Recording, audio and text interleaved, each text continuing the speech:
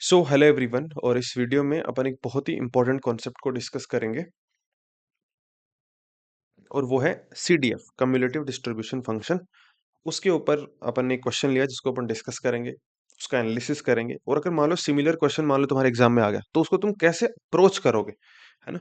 किस तरीके से अप्रोच करोगे क्वेश्चन का आंसर तुम्हारा करेक्ट आए बट टाइम भी तुम्हें कम लगे, तुम्हारी स्पीड ज्यादा हो उस क्वेश्चन को, ऐसे क्वेश्चन को सोल्व करने में। ठीक है, तो वो अप्रोच भी अपन डिस्कस करेंगे, तो इसलिए वीडियो बहुत इंपॉर्टेंट होने वाला है। और इसी तरह के क्वेश्चन लास्ट के, तुम मानो कि लास्ट गेट 125 में भी सिमिलर क्वेश्चन आया था बट आसान साइड पे था, है ना, इजियर साइड पे था। तो इसमें थोड़ा सा लिमिट वगैरह का यूज है। लिमिट के ऑप्शंस देखो तुम्हें दिख रहे होंगे, ऑप्शन ए ऑप्शन बी में लिमिट्स है ना, सी में भी लिमिट है। तो वो भी अपन डिस्कस करेंगे। ठीक है, तो एक बार इस क्वेश्चन को तुम ट्राई कर लो खुद से, और उसके बाद मैं इस जो एनालिसिस है जो मैं इस क्वेश्चन का करूंगा, उसके बाद तुम जो अपनी मिस्टेक है उनको एनालिसिस कर सकते हो सॉल्यूशन के थ्रू, जो अपन सॉल्यूशन इसका डिस्कस करेंगे अभी। ठीक है, ओके, कूल। सो शुरू करते हैं। Let X be a random variable with the CDF, cumulative distribution function. देखो पहले तो पता होना चाहिए कि CDF होता क्या है। CDF डिफाइन होता है simply, let suppose F of A अगर मैं डिफाइन करूं तो वो होगा probability of X less than equal to A. Simple, यही होता है CDF। ओके, अब देखो जब भी इस तरीके का क्वेश्चन आता है, जब भी इस तरीके से CDF का क्वेश्चन आया और इस तरीके से, एक तो क्योंकि थोड़ा सा कॉम्प्लेक्सिटी है क्वेश्चन में, कई सारे ऑप्शन है जो तुम्हें चेक करने हैं। तो जब भी ऐसा हो तो पहला काम ये करना है तुम्हें कि इसको तुम ड्रॉ कर लो, एक रफ ड्रॉ कर लो, इस क्वेश्चन को रफ ड्रॉ कर लो।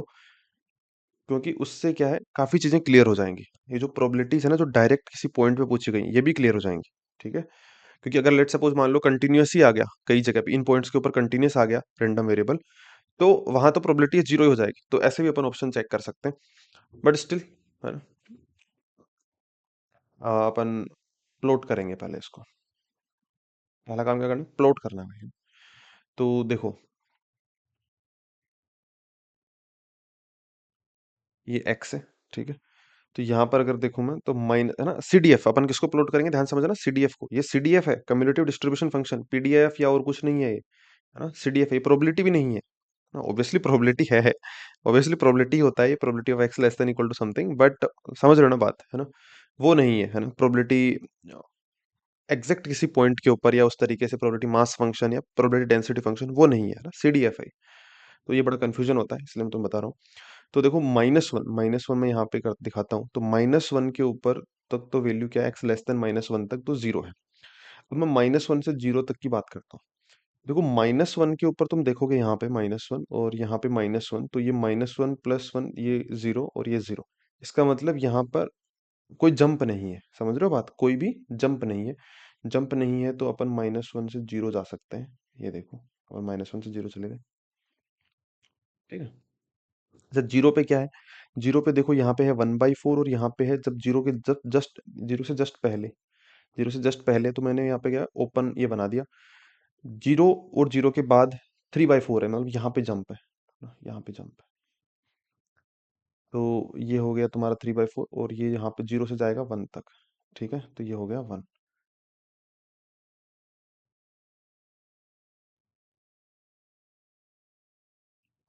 ठीक है, ये स्लोप वगैरह मत देखना अभी। ठीक है ना, सेम ही है, मान लो स्लोप सेम ही है इनके। मैं बस ड्रॉ कर रहा हूँ और यहाँ पर फिर 1 है। ठीक है, तो ऐसे हो जाएगा। ओके, तो ये डायग्राम अपन ने बना लिया किसका, CDF का, f(x).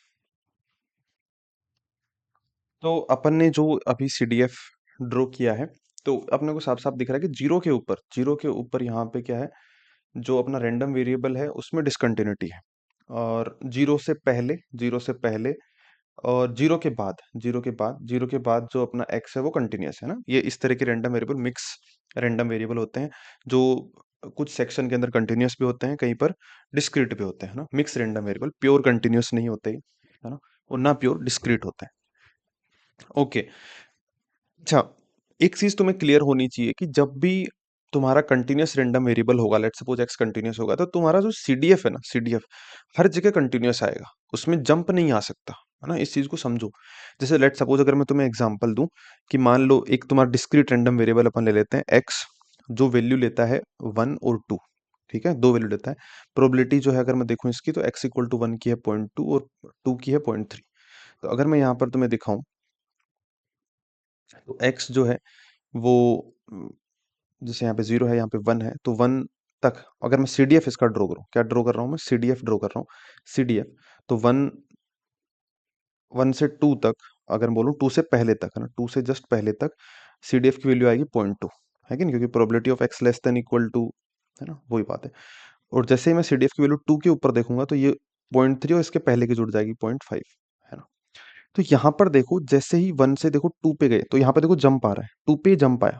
ये जो जंप है ना, ये क्या दिखा रहा है तुम्हें? 0.5 माइनस 0.2, 0.3 जंप दिखा रहा है x इक्वल टू 2 की प्रोबेबिलिटी। और किसी पर्टिकुलर पॉइंट पे अगर प्रोबेबिलिटी आ रही है, एग्जैक्ट पॉइंट पे प्रोबेबिलिटी आ रही है, इसका मतलब वहां पे क्या है? वो कंटिन्यूस तो है ही नहीं, वो डिस्क्रीट है। समझ रहे हो बात? वहां पर वो कंटिन्यूटी है ही नहीं ना। x इक्वल टू 2 अगर कंटिन्यूटी होता, कंटिन्यूस होता, तो x किसी पर्टिकुलर पॉइंट पे तो प्रोबेबिलिटी 0 आनी चाहिए थी, है ना? बट वो कुछ आ रही है, कितनी आ रही है? 0.3। ठीक है, तो ये वाली बात है ना। अगर मैं लिखना भी चाहूँ यहाँ से, अगर मैं लिखना चाहूँ तो probability of x equal to 2 को अगर मैं लिखना चाहूँ तो कैसे लिखूंगा? Probability of x less than equal to 2 minus probability of x less than 2। क्या मैं लिख सकता हूँ? मुझे बताओ। Probability of x less than equal to 2 minus probability of x less than 2, वही तो हुआ। x less than equal to minus probability of x less than 2, अगर मैं करूंगा तो इक्वल टू की बचेगी। तो यहाँ पर देखो x less than equal to मतलब ये सीडीएफ हो गया तुम्हारा, जस्ट सीडीएफ हो गया तुम्हारा 2 के ऊपर, वो है 0.5। और x less than 2, x less than 2 से जस्ट पहले, तो यहाँ पर सीडीएफ की वैल्यू कितनी है तुम्हारी? 0.2, है ना? तो ये हो गया तुम्हारा 0.2, तो 0.5 माइनस 0.2, 0.3। ठीक है, ये वाली बात है। ठीक है, तो जहां पर तुम्हारी कंटिन्यूटी नहीं होगी वहां पर जंप आएगा सीडीएफ में। ठीक है, तो यहाँ पर कंटिन्यूटी नहीं है तुम्हारी, यहाँ पर कंटिन्यूटी नहीं है तो जंप आए। इसके बाद भी कंटिन्यूअस है और इससे पहले भी कंटिन्यूअस है। ठीक है, सिंपल, ये समझ में आना चाहिए तुम्हें। अब देखो इसके ऑप्शन अपन चेक करते हैं। तो probability of x equal to 0 equal to 1/3, पहले तो इसको ही कर लेते हैं क्योंकि यहाँ पे तो कंटिन्यूटी, अगर मान लो इस क्वेश्चन में ऐसा होता कि यहाँ पे अगर तुम्हें कंटिन्यूटी मिल जाती ना तो ये 0 होना चाहिए था, है ना? ये गलत हो जाता था, बट यहाँ पे कंटिन्यूटी है नहीं तो तुम्हें चेक करना पड़ेगा। तो probability of x equal to 0 को अपन क्या लिख सकते हैं? बताओ। Probability of x less than equal to 0 minus probability of x less than 0। Simple, यही लिखना है। ये क्या हो जाएगा तुम्हारा? f ऑफ, ये तुम्हारा सीडीएफ हो जाएगा किसके ऊपर? 0 के ऊपर। और ये तुम्हारा सीडीएफ हो जाएगा 0 से जस्ट छोटा, 0 माइनस के ऊपर। ठीक है, एफ ऑफ 0, एफ ऑफ 0 देखो यहाँ पे, देखो ये क्या है? 0 के ऊपर तो तुम्हारा कितना आएगा बताओ? 3/4, है ना? 0 यहाँ पे रख दो तो 3/4 माइनस, ध्यान समझो, 0 माइनस, है ना? 0 माइनस, तो 0 माइनस देखो 0 से जस्ट छोटा, 0 से जस्ट छोटा यहाँ पे आएगा। तो यहाँ पे अगर तुम देखोगे इसका सीडीएफ तो कितना आ गया? 1/4। तो कितना आएगा? 1/2, है ना? और यहाँ पे क्या दे रखा है अपने को? 1/3। इसका मतलब डी ऑप्शन अपना गलत हो गया। समझ रहे हो क्या बात? डी ऑप्शन जो है ना अपना, वो गलत हो गया। अब देखो सी ऑप्शन को देखते हैं अपन, ध्यान से समझना, इसमें लिमिट है, ध्यान समझना यार। सी ऑप्शन को अपन देखते हैं, क्वेश्चन बहुत इंपॉर्टेंट है तुम्हारे लिए, कई चीजें तुम्हें सीखने को मिलेंगी। सी ऑप्शन को देखते हैं, है ना? तो कहानी तुम्हारी बहुत आसान हो जाएगी अगर तुम इस तरीके के क्वेश्चन में उसका डायग्राम बना लोगे तो, है ना? अगर मान लो तुम्हें एक ही किसी प्रोबेबिलिटी की वैल्यू चेक करनी है तो सिंपल, ठीक है, तुम कर सकते हो बिना डायग्राम बनाए भी। बट इस तरीके से कोई कॉम्प्लेक्स क्वेश्चन आ जाता है जिसमें चार ऑप्शन तुम्हें चेक करने हैं, है ना? कॉम्प्लेक्स है तो वहां पे डायग्राम बना लोगे तो चीजें बहुत आसान हो जाएंगी और गलती नहीं होगी तुमसे। ओके, है ना? इस तरह के क्वेश्चन अपने क्लास में भी ऑलरेडी डिस्कस किए हैं। हाँ, ऑब्वियसली उनमें लिमिट नहीं थी, बाकी तो अपन ने डिस्कस किया। सी, अगर मैं बात करूं तो सी देखो, limit n approaches to infinity, यहाँ पे ध्यान से समझना, limit n approaches to infinity X is equal to 1/n, है ना? इज इक्वल टू है 1/2, ये ऑप्शन है। देखो एन जब इन्फिनिटी को अप्रोच करेगा, एन अगर इन्फिनिटी को अप्रोच करेगा, लेट सपोज यहाँ पर, क्योंकि अगर मान लो एग्जैक्टली इन्फिनिटी है, मान लो एग्जैक्ट ही इन्फिनिटी है, तब तो वैल्यू हो जाएगी 0। इन्फिनिटी को अप्रोच कर रहा है ना, अप्रोच कर रहा है तो इसका मतलब लेट सपोज 100 है ना? मान लो एन की वैल्यू है 100 तो 0.01, मान लो 1000 है तो 0.0001, ठीक है? मान लो 10,000 तो 0.0001, इस तरीके से, है ना? तो इसका मतलब एन अप्रोचेस टू इन्फिनिटी है तो वो राइट साइड से जीरो को अप्रोच कर रहा है, बट वो जीरो के इक्वल नहीं है। समझ रहे हो? जीरो से जरा सा ज्यादा, क्या मैं कह सकता हूँ?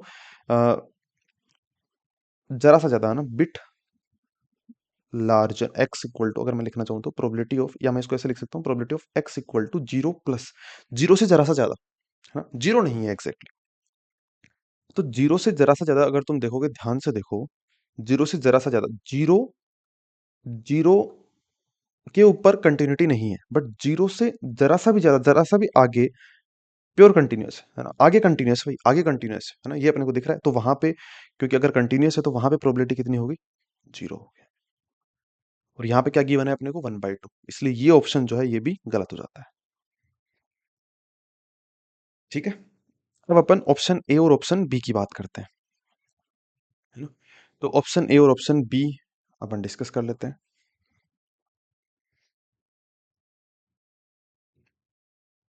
ए को अगर अपन डिस्कस करें, है ना, ए को देखो क्या है, limit n approaches to infinity -1/2 + 1/n x, और फिर है -1/n इक्वल टू 5/8 गिवन है। ए को अपन चेक करते हैं। तो यहाँ पे ध्यान से देखो, अगर एन अप्रोच कर रहा है इन्फिनिटी को, एन अप्रोच कर रहा है इन्फिनिटी को, अगर एन इन्फिनिटी को अप्रोच कर रहा है, उसका मतलब ये है कि ये वाली जो टर्म है 1/n, ये ऐसे मान लो ये जीरो को अप्रोच कर रही है राइट साइड से, जीरो को अप्रोच कर रही है राइट साइड से, मतलब जीरो प्लस, तुम बोल सकते हो 0.01 बोल दो, है ना। ये है -0.5, तो -0.5 प्लस समथिंग, वो जो जीरो से जस्ट ज्यादा है ना? तो इसको मैं कहने को कह सकता हूँ कि probability of minus zero point, मान लो इसमें 0.01 भी ऐड कर दिया तुमने, तो -0.499, या मैं इसको कहने को कह सकता हूँ कि इसमें कुछ ऐड कर रहे हो तुम, है ना, पॉजिटिव इसमें ऐड कर रहे हो, तो ये वाली जो टर्म है ना, ये वाली जो टर्म है, ये वाली जो टर्म है एक्स के इस तरफ वाली, ये है क्योंकि -0.5 से अगर तुम लेट सपोज -0.49 की तरफ भी जाते हो, तो वैल्यू तुम्हारी बढ़ रही है ना, तुम बोल सकते हो बिट लार्जर, थोड़ा सा ज्यादा देन -0.5, क्या मैं कह सकता हूँ, अरे बताओ यार, बिट लार्जर देन -0.5। ठीक है, ओके।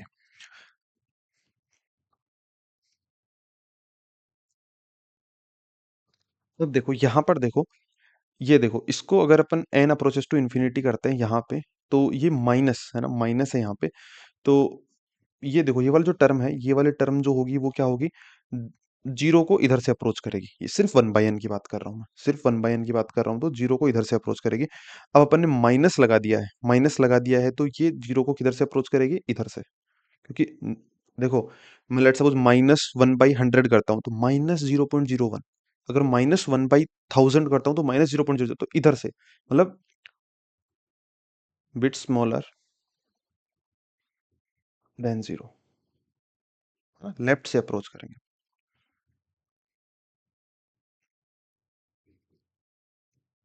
है ना। या इसको अपन बोल सकते हैं जीरो माइनस, है ना, और अगर मैं इसको बोलूं तो इसको बोल सकता हूँ -0.5 प्लस, इसका मतलब अपने को प्रोबेबिलिटी चाहिए, अपने को प्रोबेबिलिटी चाहिए यहाँ पे -0.5 प्लस से जीरो माइनस तक की।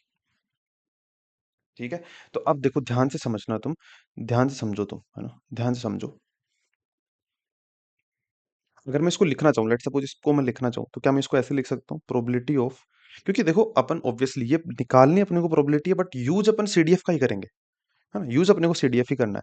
तो क्या मैं इसको ऐसे लिख सकता हूँ, x less than zero minus, है ना, माइनस, या मैं इसको अगर ऐसे बोलूँ तो x less than zero minus, है ना, तो ये यहाँ पे लेट सपोज तुम्हारा जीरो है, यहाँ पे तुम्हारा -0.5 है, तो जीरो माइनस यहाँ से है, तो मैं यहाँ से यहाँ ले जाता हूँ, और फिर एक यहाँ से यहाँ वाले को माइनस कर देता हूँ, तो ये बीच का बच जाएगा।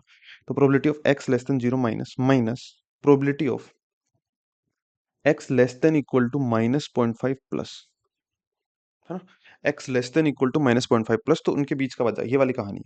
तो अब देखो, एक्स मतलब जीरो से जरा सा छोटा, जीरो से जरा सा छोटा देखो अपने इसमें, तो जीरो है और जीरो से जरा सा छोटा है, तो जीरो से जरा छोटा इसमें आएगा, तो यहाँ पर अगर तुम जीरो रखोगे तो कितना आ रहा है बताओ, 1/4, तो ये वाली जो टर्म है वो कितनी आएगी, 1/4 माइनस। ठीक है, ये देखो -0.5, और -0.5 से जरा सा ज्यादा है ये, है ना, -0.5 से जरा सा ज्यादा है, तो ये देखो -0.5, है ना, यहाँ पे आएगा -0.5,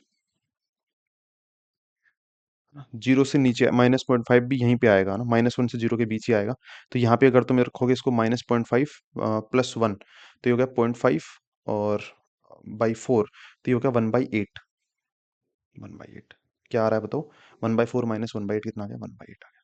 और यहाँ अपने क्वेश्चन में क्या गिवन है, 5/8, इसका मतलब ऑप्शन ए भी क्या हो गया, गलत हो गया। तो तीन ऑप्शन वैसे गलत हो गए, तो इसका मतलब ऑप्शन बी जो है वो सही है वैसे भी, बट स्टिल अपन चेक कर सकते हैं।